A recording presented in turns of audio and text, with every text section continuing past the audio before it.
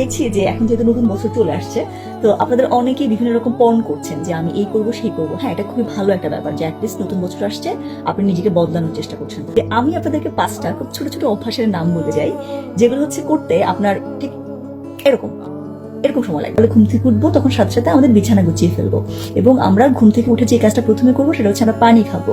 হ্যাঁ, তারপর হচ্ছে আমরা যখন ঘর থেকে বের হবো, আমাদের ব্যাগে আমরা 1 বোতল পানি রাখবো, এবং আমাদের বেডের পাশে যে টেবিল আছে ওখানেও আমরা 1 বোতল পানি রাখবো সবসময়। ঠিক আছে, পানি খাওয়ার অভ্যাস গড়ে তোলার জন্য।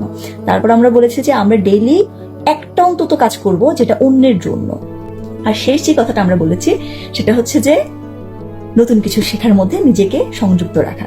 দেখুন, এগুলো করতে আপনার বেশি সময় লাগবে না। এগুলো আপনার টানা যদি আপনি 20 দিন এই ব্যাপারগুলো যদি মেনটেন করেন একটা একটা করে, হ্যাঁ, আপনার এটা অভ্যাসে চলে আসবে, এবং আপনার জীবনে গুরুত্বপূর্ণ যে কি ভূমিকা রাখলো সেটা আপনি অভ্যাসটা যখন নিজের মধ্যে চলে আসবে তখনই বুঝতে পারবেন।